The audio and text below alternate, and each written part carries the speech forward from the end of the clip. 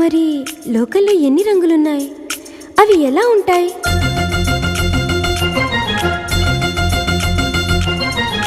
బుగ్గ మీద వెచ్చని సిగ్గు వచ్చినప్పుడు దానిని అడుగు, ఎర్రదనం అంటే చెబుతుంది. పెదవి కొమ్మ పూసిన పువ్వు అందమైన నీ చిరునవ్వు, తెల్ల రంగు అట్టా ఉంటుంది. నీలో నిలువున పులకలు రేగిన వేళ నువ్వే పచ్చని పైరువు అవుతావమ్మా. దిగులు రంగే నలుపు అనుకో, ప్రేమ పొంగే పసుపు అనుకో. భావాలను గమనిస్తుంటే ప్రతి రంగును చూస్తున్నట్టే, చూపులు ఎవరివైనా చూపించే లోకం ఒకటి. నేస్తమా ఇద్దరిలో